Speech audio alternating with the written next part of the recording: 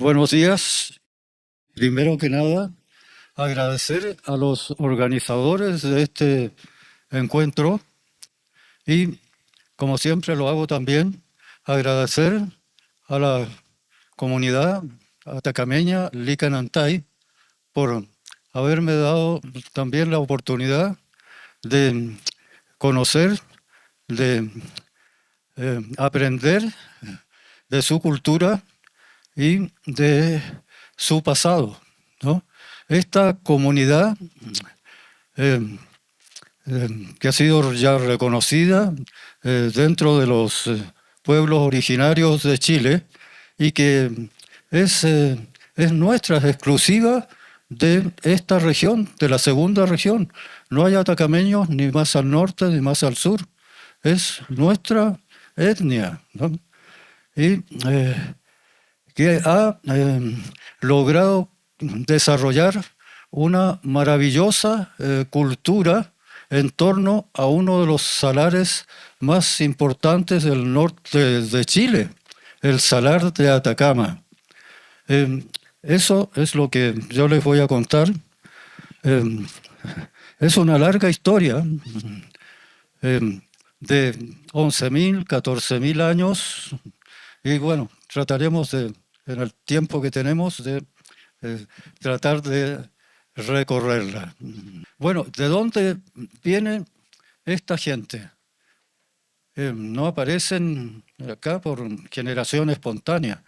El ser humano, estamos hablando del Homo sapiens sapiens, sabemos que se forma por todo este proceso de evolución durante miles, millones de años en el viejo mundo, vale decir, Europa, Asia, África, pero no llega al continente americano, porque a pesar de que ya como Homo sapiens sapiens se ha formado en el viejo mundo hace por lo menos 400.000 años, ¿no?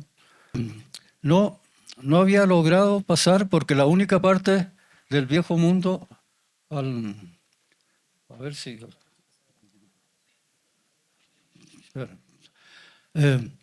no había logrado pasar la parte por donde podría haber pasado, donde prácticamente casi se junta el viejo mundo con el nuevo mundo, con América, es ahí entre Siberia y Alaska, ¿no? Ahí hay pero está, aunque está muy cerca, pero está separado por el mar.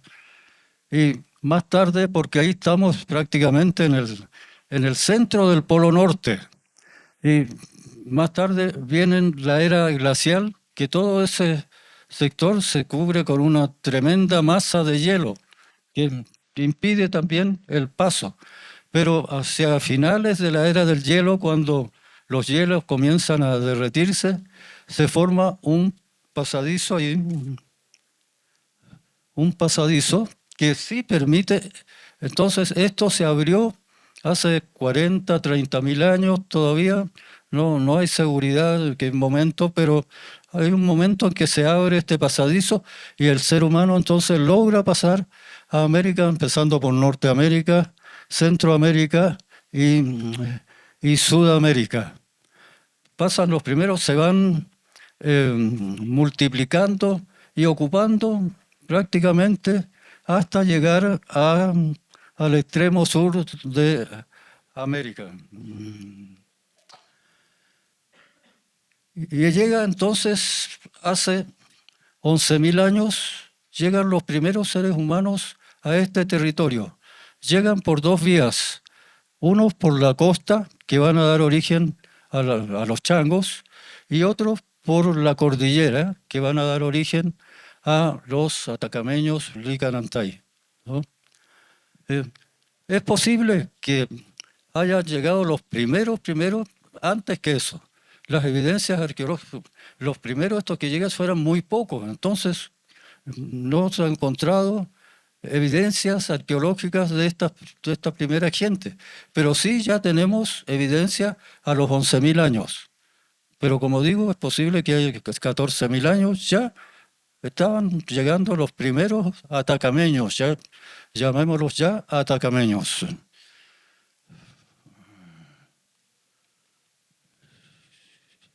Bueno, y estos se encuentran con el desierto de Atacama, el desierto más árido del planeta. Y en esta región, que justamente es el corazón del desierto de Atacama, ahí llegan estos primeros seres humanos y se encuentran con este el salar de Atacama, con esta geografía, ¿no?, que es importante para ver cómo se van reubicando y adecuando entonces su cultura a estos diferentes pisos geográficos. Tenemos en la parte alta en color morado la puna, eh, es el altiplano, ¿no?, donde están los cerros, los volcanes, ¿no?, alrededor de 4.000 metros de altura. Luego, bueno, ese es el paisaje que vemos ahí. Y a pesar de que llegan a este desierto, el desierto más árido del planeta, pero para estos primeros habitantes que son cazadores, básicamente cazadores recolectores, es un paraíso, porque se encuentran con toda esta variedad de fauna y estos grandes animales, los camélidos también. Entonces, para estos cazadores es un paraíso. Tienen ahí toda esta fauna disponible. Bueno, bajando nos encontramos con la franja de la prepuna, que son las quebradas que bajan desde la Puna hacia el Salar de Atacama. Y están entonces drenadas por una cantidad de quebradas que bajan y llevan agua desde las alturas hacia el salar.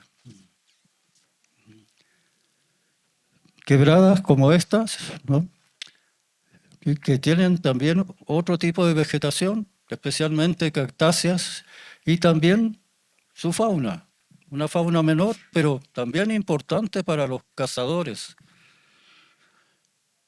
Bueno, y finalmente la parte más baja, el salar propiamente tal, ¿no?, la base de la cuenca del salar. Ahí el paisaje no es tan productivo por la misma cantidad de sal, ¿no?, pero también hay algún tipo de fauna. Pero están los oasis, ¿no?, los oasis de San Pedro de Atacama, donde sí hay una mayor exuberancia. Hay árboles. En las regiones más altas no hay árboles por el problema del oxígeno, ¿no es cierto?, que no permite el crecimiento de esta vegetación de gran altura. Bueno, entre los árboles está el algarrobo y el chañar, que hablamos de cazadores, recolectores, y son importantes desde el punto de vista de la recolección. Son frutos muy apetecidos. Bueno, y empezamos entonces ahora el recorrido de la historia, digamos, de la historia de la prehistoria, ¿no?, con este momento que se conoce como periodo arcaico, de hace 11.000 años, y como ya lo hemos insistido, son cazadores recolectores. Pero este periodo arcaico se divide en fases también. Vamos a ir avanzando desde los 11.000 años hacia nuestros tiempos. Y entonces se habla de una fase temprana de entre 11.000 y 8.000 años. Y estos primeros que llegan ahí se ubican en el borde entre la puna y la prepuna. ¿Y por qué se ubican ahí? Ahí hay cavernas, cuevas, aleros, protecciones que los usan como habitaciones. Y ahí se refugia esta gente, ¿no? Son grupos pequeños, familias prácticamente. ¿Y por qué se ubican ahí?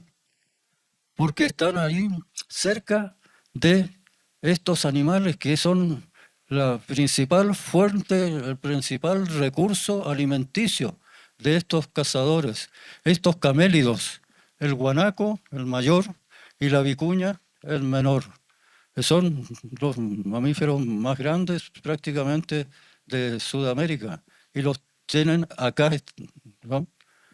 Eh, Pertenecen al grupo de los camélidos, son camellos, igual que de las mismas familias de los camellos de África, Asia, pero han evolucionado de una forma diferente.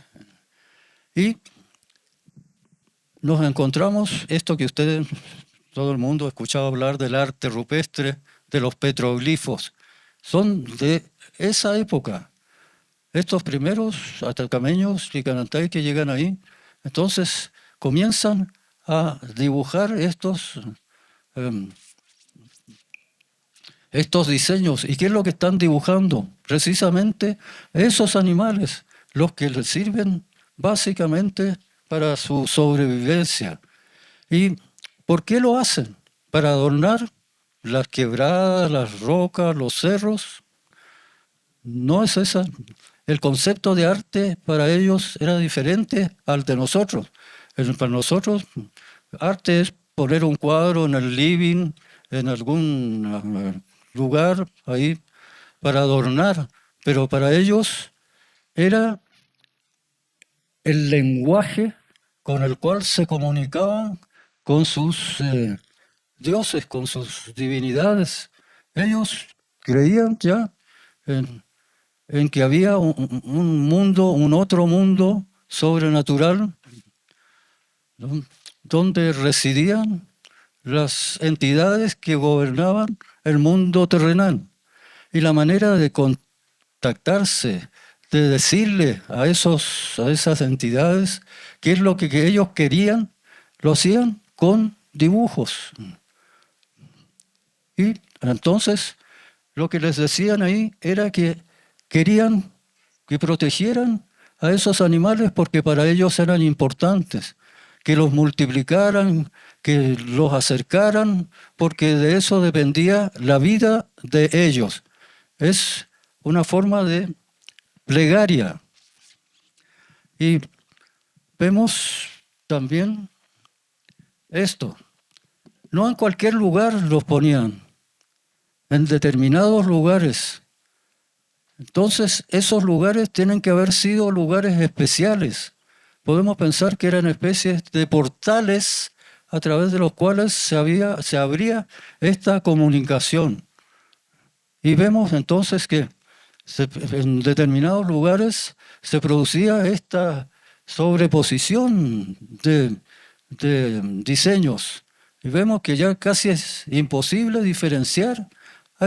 Son todos camélidos los que están dibujados, pero ya casi es difícil diferenciar porque han ido entonces poniendo unas personas, otras, o la misma que vuelve y sigue poniendo,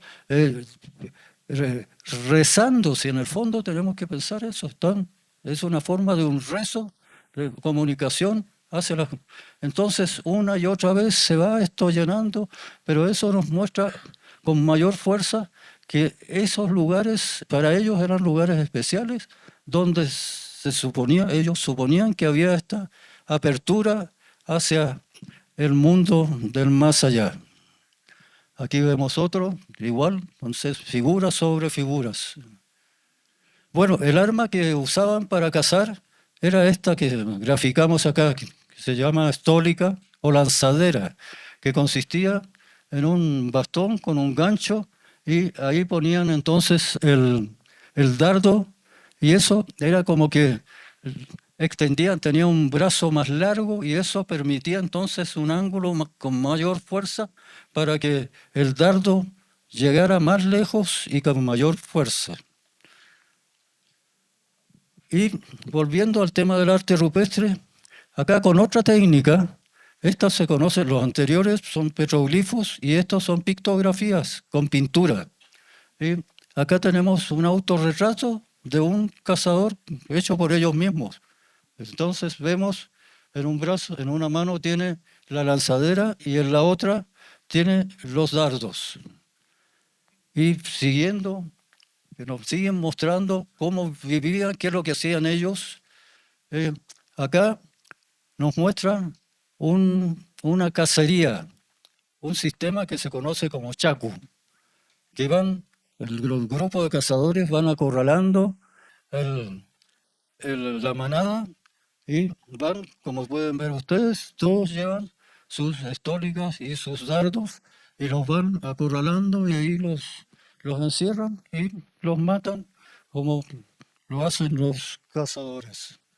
Seguimos avanzando en el tiempo, llegamos a nuestros 8.000 ahora y 5.000 años antes de ahora, antes del presente, ¿no? Lo que se conoce como fase media, y aquí se produce una intensa sequía, una de las sequías más fuertes que ha habido en estas regiones.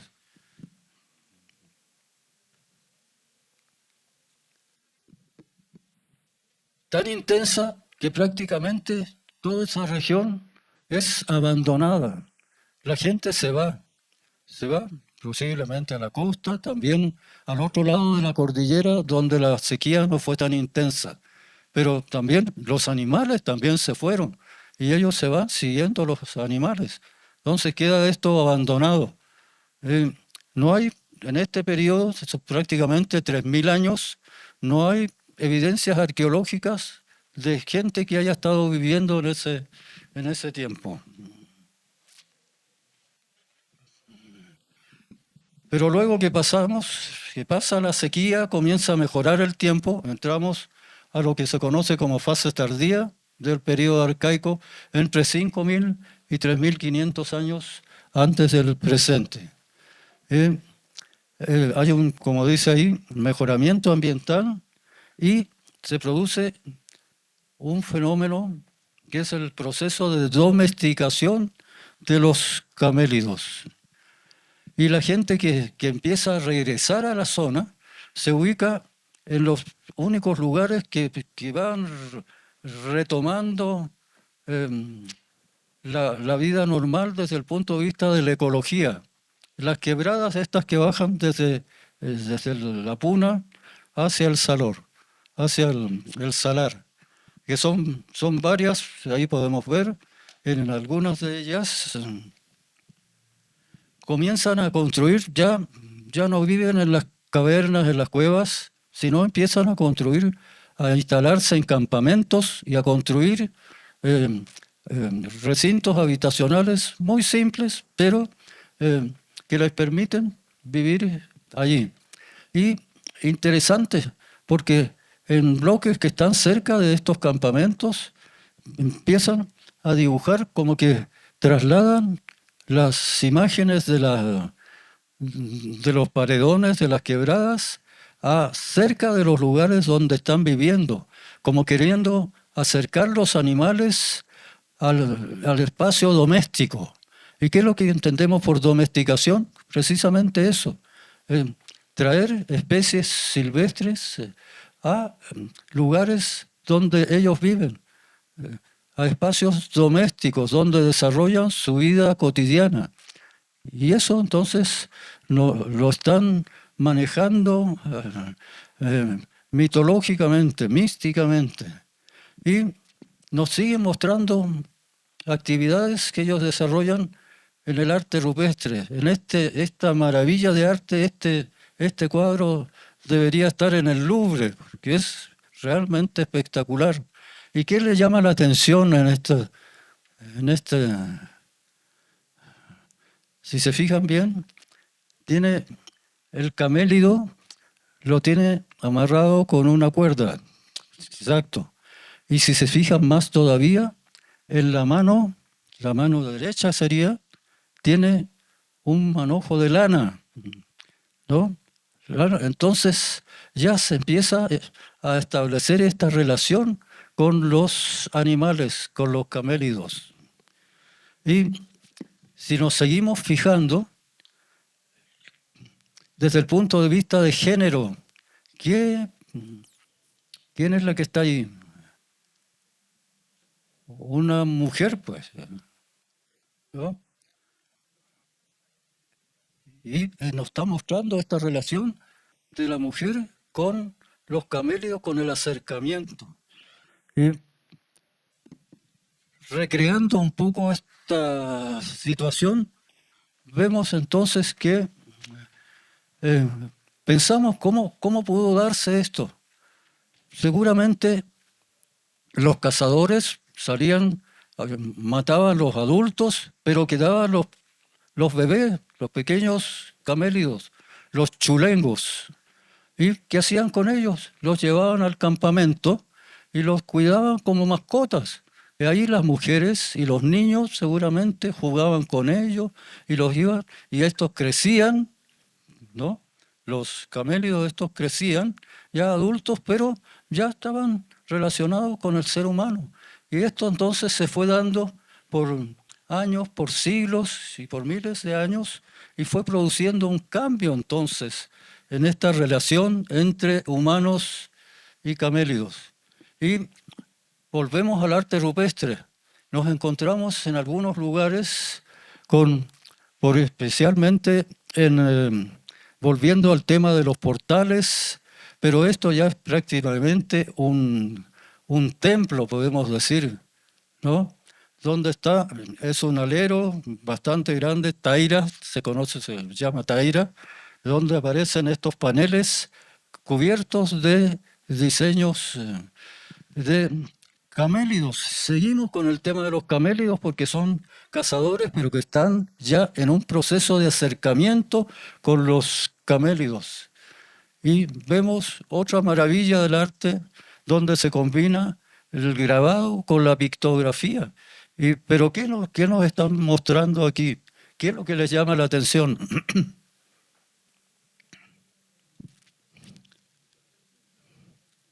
La guatita de los camélidos. Sin duda se trata de hembras preñadas. Y volvemos al tema de que esto no es para adornar esto, sino algo están pidiendo. ¿Y qué será lo que están pidiendo con esto? Eh, la fecundidad, ¿no? Que estos animales que ya logran hacerlos prácticamente vivir con ellos, pero necesitan que se reproduzcan. Y eso entonces lo están pidiendo a través del diseño. Y encontramos esta asociación de hembras preñadas y órganos genitales de las hembras de los camélidos, y esto nos refuerza entonces esta idea de fecundidad. Y se logra entonces al final crear, por este proceso de domesticación de miles de años, logran crear estas especies, estos animales nuevos que no existían en la naturaleza. La llama, por un lado la mayor, y la alpaca, la menor. Se supone que la llama fue lograda a través de los guanacos y la alpaca de la vicuña. Y entonces, fíjense, esto es extraordinario, cómo esta gente, ¿no?, con ese nivel de cultura, logran crear, inventar seres que no existían en la naturaleza. Es una creación de los andinos, estos nuevos animales, una creación de los andinos, ¿no? Y dentro de ellos los atacameños, los licanantay. Y logran entonces con la llama crear un animal de carga que les permite desplazarse a grandes distancias. Comienzan a interactuar, ¿no?, no solo con la costa, sino también con el noroeste argentino, el sur de Bolivia, y comienza una interacción con otros grupos humanos de otros territorios y a intercambiar bienes, productos, frutos y todo tipo de objetos. Comienza un sistema de trueque, de intercambio.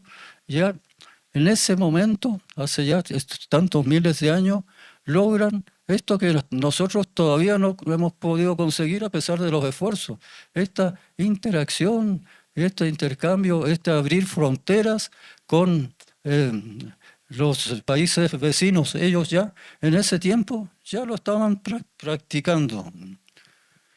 Y con la alpaca logran una fábrica viviente de lana, de la lana más fina que se conoce en el mundo, ¿no? Para tejer, para hacer vestimentas tejidas. Y ahí ahora entramos ya con estos animales domesticados, entramos a un proceso que conocemos como formativo entre 3.500 y 1.700 años, eh, y se llama formativo porque se forma una nueva sociedad. Y en este momento también, así como los camélidos fueron domesticados, también las plantas se pudieron domesticar, no acá en esta región, porque acá, a diferencia de que para lograr los camélidos existían camélidos silvestres, pero no hay plantas silvestres capaces de ser domesticadas, entonces las plantas domesticadas que llegan acá ya han sido domesticadas en otro lugar. Pero los atacameños las adoptan, esa es la gracia de los atacameños, que logran adoptar estas, como el caso del maíz, la papa y otros productos, los logran adaptar a este desierto. Entonces ya, en este momento formativo, ya están contando con animales domésticos y plantas que se pueden cultivar. Y bajan entonces ya de las quebradas, bajan a instalarse en los oasis de San Pedro de Atacama, porque para las plantas especialmente necesitan agua. Y ahí tienen entonces el río Vilama, el río San Pedro, y dan vida a estos oasis. Y ahí entonces se pueden instalar ellos y tener sus chacras con sus plantas cultivables y tener sus corrales con los animales. Y comienza entonces la construcción de aldeas, es decir, eh, ya no familias independientes, sino se van juntando familias y van construyendo habitaciones formando una aldea. Y esto seguramente muchos de ustedes ya lo conocen, esto es Tulor, ¿no? Ahí vemos parte de la aldea, porque mucha parte todavía sigue cubierta por arenas, por las dunas. Pero y ahí eso es lo que vemos arqueológicamente hoy día, ¿no? Las habitaciones, los recintos circulares de esta primera, Tulor es la primera gran aldea eh, en el pasado de la región atacameña. Y esto entonces les permite empezar a desarrollar una vida comunitaria. Ya no pierden tiempo subiendo por los cerros, persiguiendo a los animales, porque los tienen ahí al alcance de la mano, ¿no? Entonces, tienen más tiempo de convivir, de desarrollar una vida cotidiana en comunidad. Y nos vuelven a mostrar parte de esta vida comunitaria. De aquí, ¿qué les llama la atención? ¿Cómo lo interpretan? Un baile, ¿no? Entonces va alternado una dama, un varón, una dama, un varón y tomados de la mano. Entonces ya empieza esta vida comunitaria a ser festiva también, pues, ¿no? Bueno, y otra novedad que aparece en este momento formativo es la cerámica. Antes no se conocía esto de pescar arcilla, modelar y cocinarla para obtener recipientes que le permitieran guardar agua, alimentación, cocinar alimentos. Esto aparece y llega también por difusión de otros lugares, pero los atacameños lo captan también y empiezan a utilizar. Y la cestería también. Y ahí entramos a un periodo ya más avanzado, ¿no? Que se conoce como agropastoralista. ¿Y por qué agropastoralistas? Porque ya son agricultores y pastores, ¿no? Agricultores y pastores. Por eso es agropastoralista. Y también vamos a ver que se subdivide. Tenemos primero un agropastoralista temprano. Y comienza entonces a modelarse, digamos, una identidad, ¿ya? estos atacameños comienzan a sentir la necesidad de diferenciarse de otros grupos, de grupos vecinos, ya de formas muy simples. Por ejemplo, en la cerámica deciden que ya todo, todo el tiempo sus cerámicas, su alfarería, va a ser de un solo color y no va a tener mayores adornos. A diferencia de grupos del noroeste argentino, que en el mismo periodo están ya poniendo pintura en sus cerámicas, dándole formas, ¿no? Entonces ya hay una identidad que van tomando forma en los atacameños y que lo va diferenciando de otros grupos. Pero esta identidad, esta diferenciación, no solo va a ser en la cerámica, en los objetos, en la vestimenta, en los adornos, sino también en la parte física y especialmente en el cráneo. Surge esta idea de deformarse el cráneo.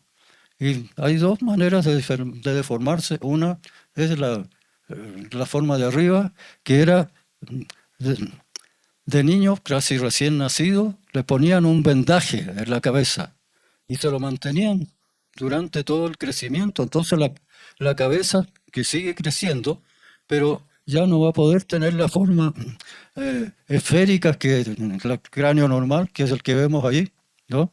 Sino que se va adaptando a este molde que le pusieron. Y ya de adolescente se lo quitan los vendajes, pero le queda la cabeza de esa forma. Y esta de más abajo es una deformación en tablillas. Ponían una tablilla en la frente y otra en la nuca y la amarraban. Entonces la cabeza igual crecía un poco hacia los lados y en forma aplanada.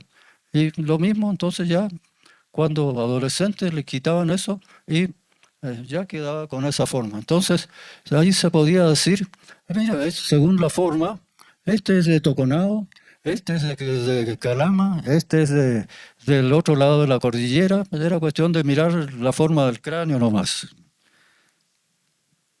Y avanzando el tiempo, todas estas artesanías, digamos, se van perfeccionando, especialmente a nivel de técnicas.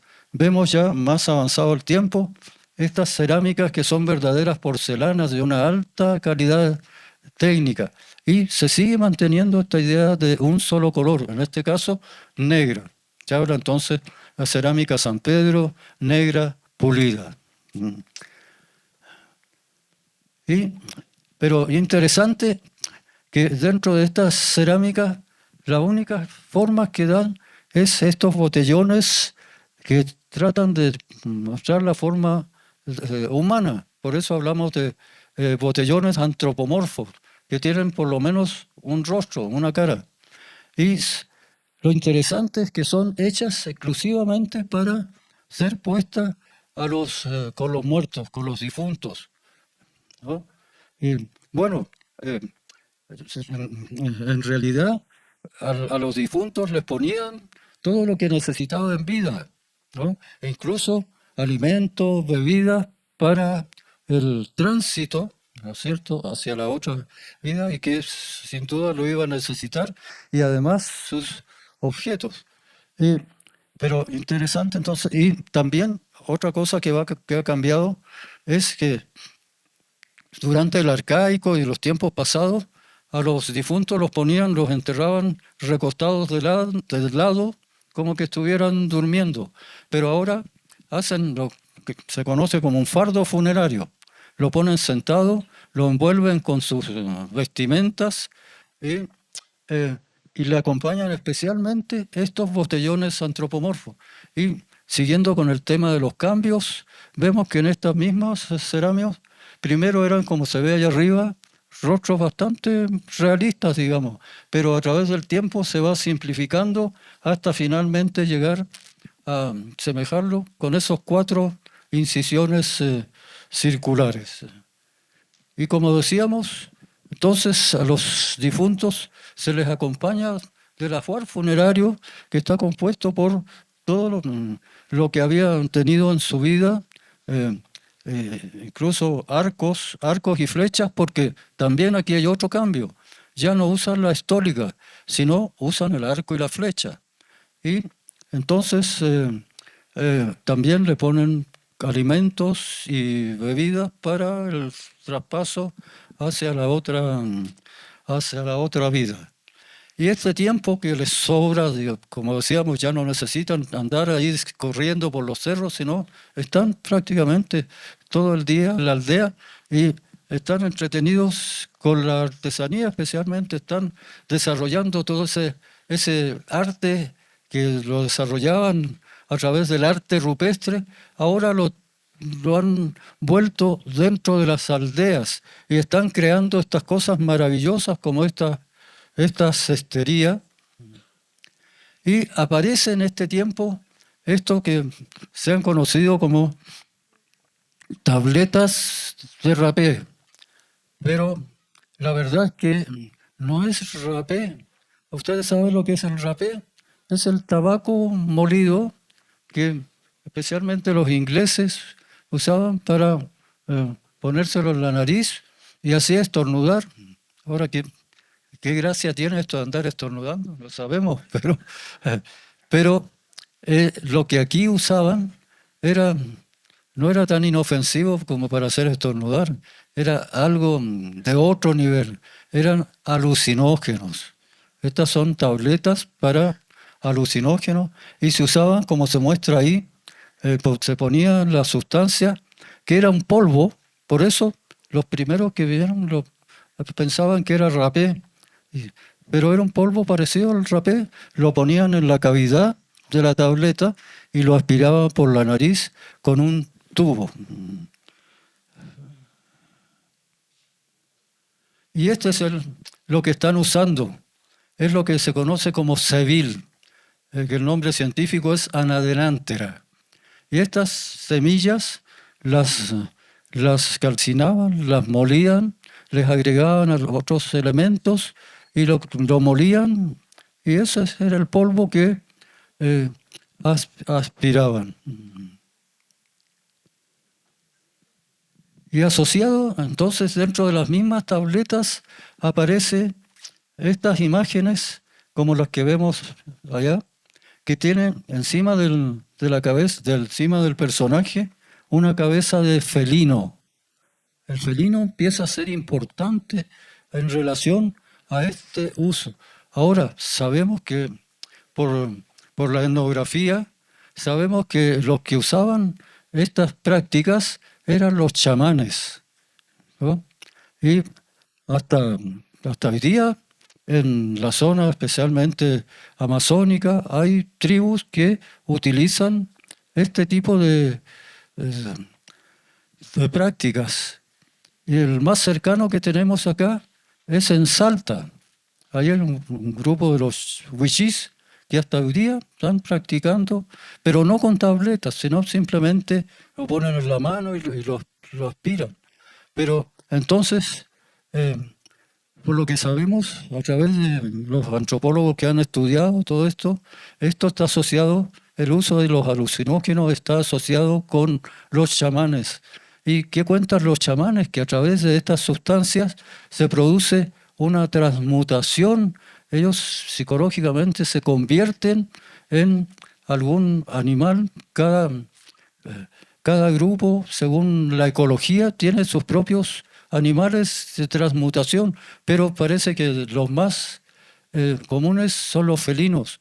Y aquí hemos querido hacer una recreación de cómo es esta transmutación del chamán, desde va hasta transmutarse en felino. Esta naderantera, este sevil, nunca existió en nuestra región porque necesita mucha humedad. Entonces solamente se encuentra en el otro lado de los Andes, en las zonas con mayor humedad. Y ahí vemos, hay dos variedades, ¿no? La que está más cerca de nosotros es la naderantera colubrina y la otra la peregrina. Entonces los atacameños, para conseguirlo, tenían que usar de lo que hablábamos antes, este sistema de interacción de caravanas que viajaban al noroeste argentino, sur de Bolivia, para obtener estas semillas. Bueno, y imágenes que aparecen, la que aparece repetidamente es la figura humana, posiblemente representando a entidades también, a antepasados. No tenemos claro qué es lo que representa, pero sin duda es dentro de este mundo psicodélico, de este mundo chamánico, de esta otra dimensión. Y como lo decíamos también, asociado a esto también están los felinos, y en las tabletas nos están mostrando también las imágenes de los felinos.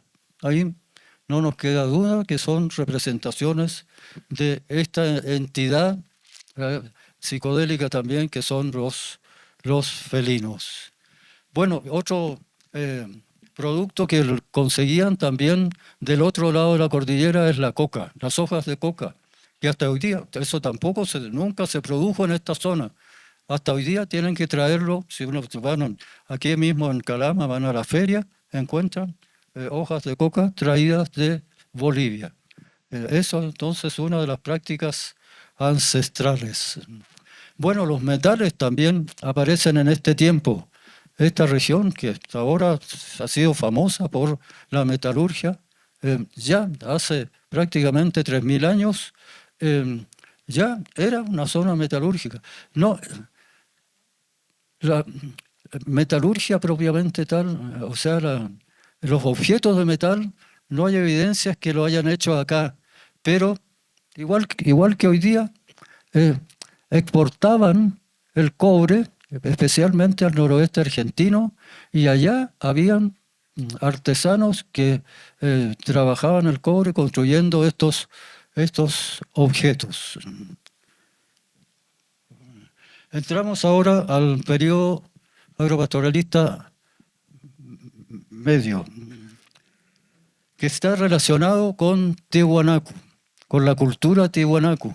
A las orillas del lago Titicaca, en una localidad que se conoce como Tiwanaku, surgió un estado, el primer estado sudamericano, ¿no? Estado, ¿qué es lo que es un estado? Es un gran conglomerado humano, pero con gobernantes de alto poder, incluso grupos sacerdotales. Ya es una cultura, una sociedad bastante más compleja. En este caso, con palacios y con templos piramidales, y que empieza a influir muy fuerte en una gran área.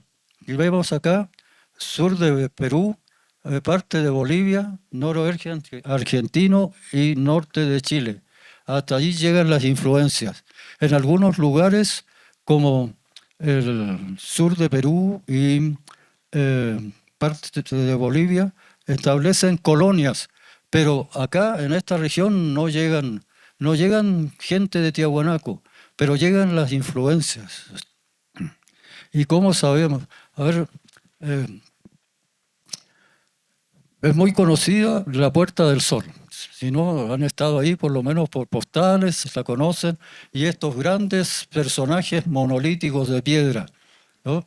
Y está cubierto la Puerta del Sol con imágenes propiamente de esa cultura.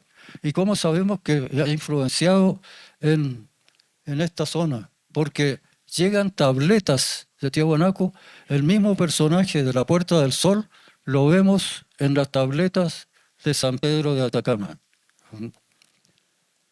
Llegan también tabletas con otros personajes, especialmente los sacrificadores, como el que vemos allá en el extremo, que tiene el hacha en una mano y la cabeza cortada en otra. También llega esto, pero como parte se empieza a modificar la cultura religiosa, digamos, de los atacameños, pero no hay evidencias que hayan habido sacrificios humanos aquí en la región atacameña, ¿no? Son imágenes que llegan allá. Allá sí hacían sacrificios humanos, pero acá no. Pero toda esta nueva religión va produciendo cambios también en la religión atacameña. Y bueno, otros elementos que llegan también con esta iconografía son los tubos, que ese personaje que veíamos hechos de piedra ya, aparecen en los tubos para aspirar en recipientes, en tejidos. Y el bronce fue inventado por los tiwanaku.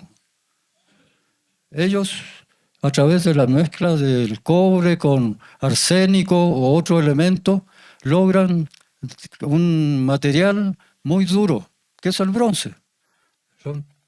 Y bueno, igual los atacameños están exportando, entregándole a los tiwanaku, entregándole el mineral, y allá lo están convirtiendo en herramientas, en armas de bronce que por intercambio van consiguiendo aquí también. Y también se va potenciando los señoríos atacameños. Es posible que en uno de los ayllus, de los oasis atacameños, Larache, entonces haya habido un señor muy importante que está recibiendo objetos de oro, como estos vasos de oro, y otros personajes también del mismo ayllu, del mismo oasis, también están teniendo objetos de oro. Y eso, como en todas las culturas, el oro es muestra de prestigio o de relevancia de algunos personajes dentro de las comunidades. Y la cultura material comienza a cambiar también. Esa cerámica maravillosa que veíamos antes, esos botellones antropomorfos, desaparecen, porque uno de los cambios que produce esta influencia religiosa, digamos, es que el culto a los difuntos, que veíamos tan fuerte anteriormente, acá pasa a un segundo plano. Las nuevas entidades van a pasar al primer plano, entonces ya no es tan importante preocuparse, hacer cosas tan extraordinarias para los difuntos. Pero entonces la cerámica se vuelve más bien funcional que artística. Bueno, y viene un nuevo periodo de sequía, otra fuerte sequía, que entonces nos lleva a lo que conocemos como el periodo agropastoralista medio. ¿Y qué es lo que pasa? Con esta sequía, los que más sufren son la gente, los pastores, los que están en las partes altas con sus rebaños. Los pastos se van secando, y especialmente allá en Tiahuanaco, porque esa tremenda población que existía allá eran prácticamente todos pastores, y se les empiezan a morir los rebaños. Aquí, en el otro lado de la cordillera, de la parte alta también, se empiezan los rebaños, y los pastores entonces comienzan a bajar a los oasis, porque también los oasis están sufriendo la sequía, pero no tan fuerte, todavía les permite tener cultivo, tener maíz. Entonces estos pastores bajan a apoderarse de la producción de los aldeanos, de los campesinos de los oasis, ¿no? Y ahí entonces comienzan los conflictos de los pastores contra los horticultores de los baños y de los valles. Y ahí vemos un guerrero de estos atacameños con su arma, su hacha, y surgen los pucaras. ¿Sí? Los pucaras para defenderse, ¿no? Son recintos fortificados. Y ahí tenemos el pucara de Quítor, que deben conocerlo, pucara de la Sana y otros pucaras, y la artesanía también pasa a ser muy simple porque no tienen tiempo, tienen que estar guerreando, no tienen tiempo para hacer cosas bonitas. Pero ahí surge un nuevo personaje, que es esta figura que se nos antoja, que es la representación de Pachamama, ¿no? Por primera vez vemos la figura femenina aquí. Luego viene el periodo tardío, que es el periodo en que llegan las huestes incaicas, ¿no? Y ahí tenemos puntos donde aparecen lugares incaicos. A los incas lo que les interesa por acá era pasar hacia el sur en busca de oro y el cobre también en esta zona. Entonces, la mayoría de los sitios incaicos están relacionados con minas de cobre. Bueno, tenemos Catarpe, tenemos uno de los pies del Licancaur y el camino del Inca, que es caminos rectos muy simples. Los tambos, el tambo de Peine, que es el último lugar donde se abastecían los incas para seguir al sur. Y mantienen, los atacameños copian la forma de los aríbaros incaicos, pero mantienen el color. Y también los incas traen el culto al sol.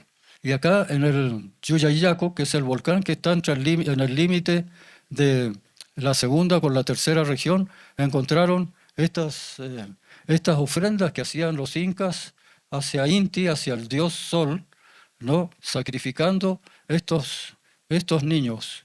Y estos se encontraron en el lado argentino del Yuyayaco, entonces están allá en Salta, en un museo espectacular, también muy buen cuidado, porque tenían un tremendo ajuar, muchos objetos, y con eso han hecho un museo allá. Y también quedan algunas evidencias, por ejemplo, en San Pedro de Atacama, lo que llaman la casa de Pedro de Valdivia, fue una casa hecha por un arquitecto inca. ¿Y por qué sabemos eso? Porque por la forma trapezoidal, en todos los sitios arqueológicos incas, las puertas, las ventanas, las hornacinas tienen forma trapezoidal. Y esa casa entonces, sin duda, la hizo un arquitecto inca que venía con el grupo de Pedro de Valdivia. Y finalmente, bueno, llegan a la zona, Pedro de Valdivia, con su adelantado, Francisco de Aguirre. Francisco de Aguirre es el que toma, antes que llegue Valdivia, toma el Pucara de Quítor, ¿no? Y ahí pescan a los caciques principales de los atacameños, los degollan y ponen las cabezas en el muro perimetral de la fortaleza de Quítor, como un amedrentamiento hacia los indígenas. Bueno, hasta ahí llegamos entonces, y gracias.